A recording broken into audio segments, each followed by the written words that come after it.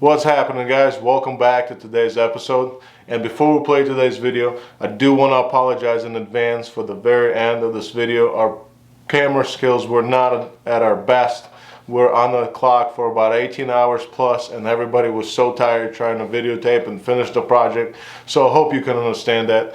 And with that being said, I'm sorry, and let's get into today's video. What's going on, everybody? Welcome back to the channel. And today we're carrying on with our 350Z2JZ swap. And we're very close actually to getting this thing buttoned up. I know it doesn't look like it because the engine bay looks like a mess right now, but it's going to come all together here shortly. But before we get started with today's video, don't forget about the merch giveaway at 500 subscribers. So please hit that like button, subscribe, and I hope you're the winner. With that being said, let's get to today's video. Alright guys, this is what we got so far. Jake was finished welding today, so he ended up welding our bone for the radiator. This is what we're waiting on. That is on, so the radiator is going to be able to go on here shortly. And then we had to weld a stainless steel bone for this coolant line right over here. As you see, I'm going to try to show you as much as I can.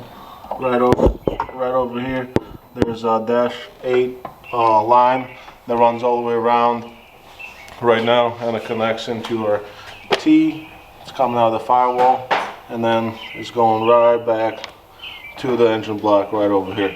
So our coolant lines are set for the bottom side, and then we just need to hook up our top side to our engine block up at the top right over here. So that still needs done, and we'll get that here in a second. Another thing we're working on right now is getting our throttle cable for our pedal. These guys are working on it right now. Here's our intake manifold, and the throttle cable's right here. That's what Jake and Joey are currently working on. They're actually about to measure and drill the hole down through the firewall, and it should be coming out somewhere right here in this area. So as soon as we drill it and set it, we'll show you.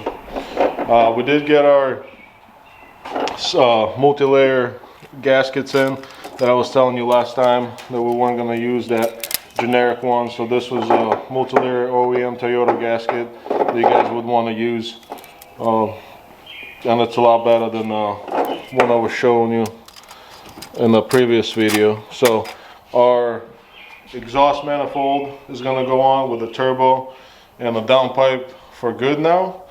Also, we end up getting some Radiant Performance swivel fittings for our catch can, and which we have right over here. There's some dash lines on them, and here they are. So this is still needs mounted. We did pick up a Be Cool overflow can for our radiator, which is right here. Still, this needs mounted, but as soon as our front core support is on, that's going to go somewhere in this area here. So I'm going to start reassembling the hot side of the engine block, and these guys are working on the cold side to get all that set up with a throttle cable. And then we're going to put our core support on, get our radiator all tightened up 100% this time. So let me put you guys down, and we're going to hit it hard.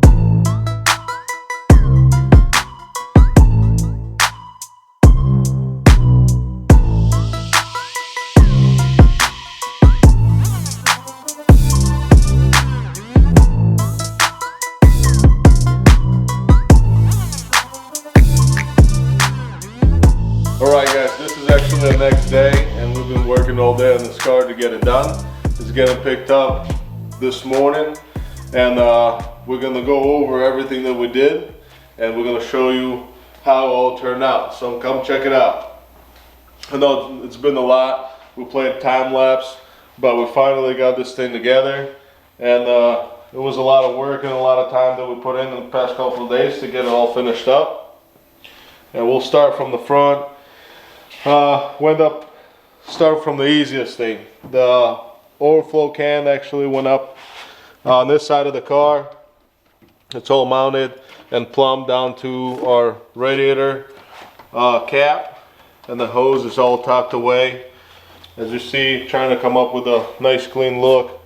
So it came out pretty good. Next thing I want to point out is our catch can that we mounted right over here. So one of the hoses wound up running under intake manifold, and they came up and ran right into our radiant fitting, and one went around the engine to the other side.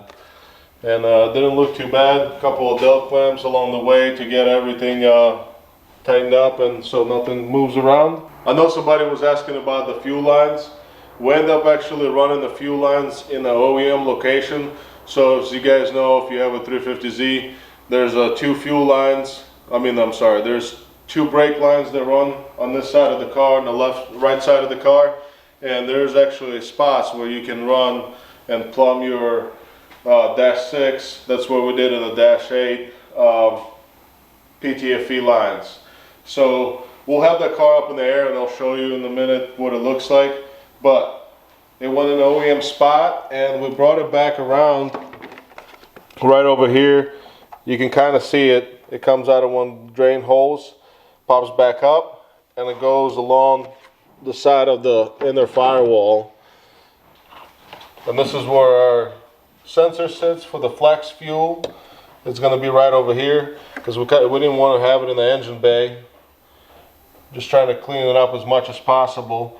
And our return pops out. It actually drops down, goes 45 right down here, if you can tell. It goes straight behind that secondary firewall.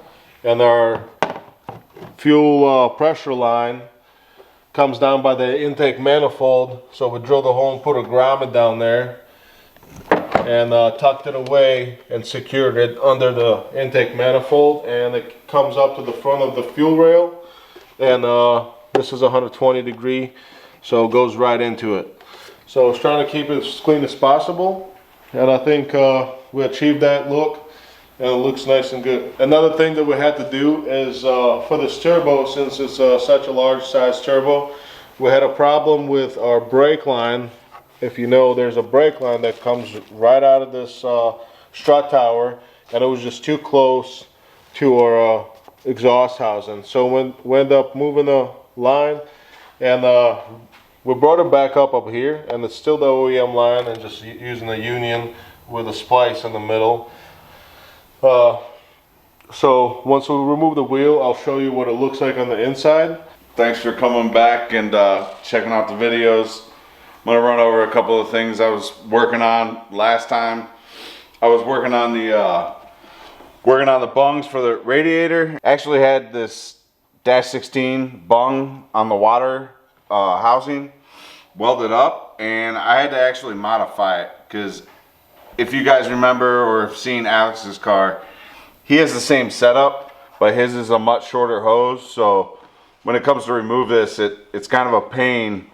So I ended up cutting below where the factory or the OEM bleeder was and welded the bung on there to give us a little bit more room and a little bit more flex. So this is much more maintenance friendly.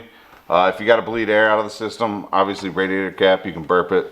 And we're really happy the way this turned out because Alex knows, I mean, maintenance friendly. It's nice having a little bit of extra space. So now you can actually take this off without risk of, you know, putting excessive load on your radiator or your water neck. And then from there, we ran the oil return.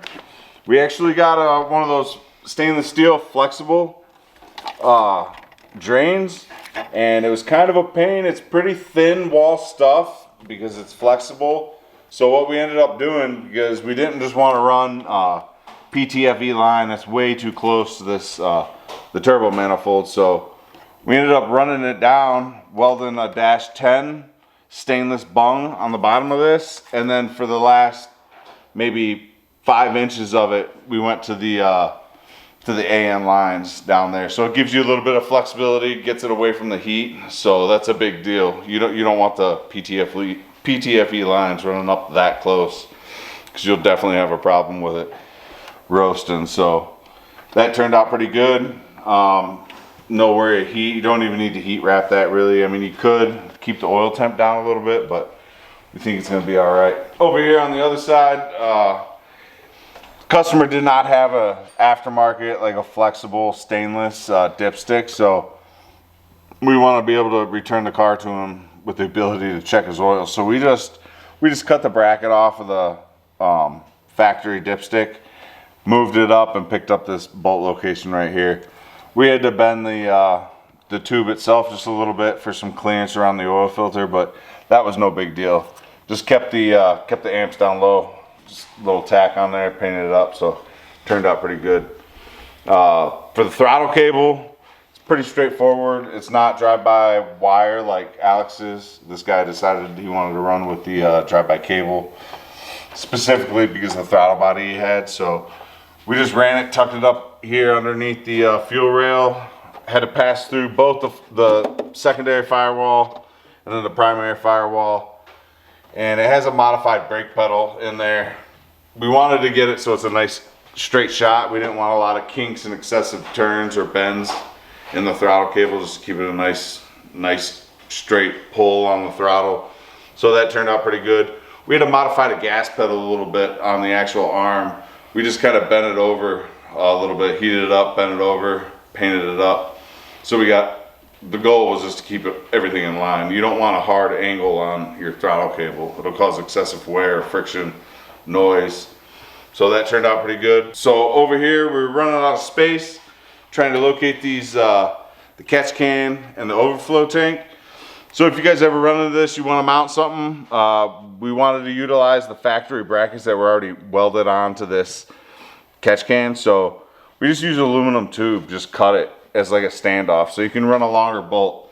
If not, I would have had to take all the anodization off of the catch can and then re-weld. And then I could have touched it up with black paint, but it would have been very obvious. So if you guys ever run into that, you want to make a standoff, just get aluminum tube, cut it. It works pretty good. All right, we're gonna go ahead and jack this thing up, take this wheel off, and give you a look underneath how we ran the fuel lines. One of the viewers actually asked about that, see how we're gonna run it, but it's pretty straightforward. Alex already covered the stuff in the front, but underneath it's pretty clean look. I mean, it's factory spot, so you're not really going that too far out of the ordinary. It's stock location, so if you got to get the fuel lines, it's where it's factory. That's how we like to run it. And there's no reason to run a different way. They already got a nice little path, nice little trough underneath the car to run it. So let's take a look. All right, the wheel's off now, and here's how we end up running this line. So basically it went up into that further hole where you see that grommet sitting at, and we end up just bending it up and over and then bringing it back to the other side. So it's very close to the firewall. It is not touching the strut or anything. It has plenty of clearance on the back side. And here are the brake lines. They basically just pick up the OEM location like we said earlier and run all the way down to the fuel tank along with the brake lines that come from the rear. And it came out nice and clean. It has plenty of clearance everywhere. It's not going to drag. It's all secured, and it's going to last for a while. And it comes up here and goes right behind this OEM guard shield or whatever you want to call this thing, and it pops right back out by that battery. Here's another thing I want to point out. We did end up picking up this upper heater core hose. I told you that at the beginning of the day last time, and so it's basically like a 90, and then a 90 that rotates down that goes back to your head. And if you guys don't know, you can just go in the back of the parts store and ask them to see their hose location selection. You don't really have to tell them make or model and then pick out the right bends that you are using or will work out for you. Right now we're gonna go ahead and clean up these cowl panels. get them all buttoned up. The bumper's all trimmed out for the intercooler. It's sitting over there, but it's not gonna go on today because we're gonna have to put this car on the trailer. All right, like we said earlier, this car is actually getting picked up this morning. The customer has the wire harness that was made by Wire Specialties that he's gonna finish up plugging everything in, and then the car is gonna get dynoed. And the next time we're gonna see this car, he's gonna bring it back around once it's up and running. So we're actually gonna be able to go for a ride and see how it sounds. So I hope you guys enjoyed this few series of these videos, and we're gonna have a lot more content coming. There's a lot more stuff coming up on our LS350Z build. The boxes are piling up and we can't wait to pick up on that car. But for today's video, this is it. Thank you for tuning in, and I'm gonna see you in the next one.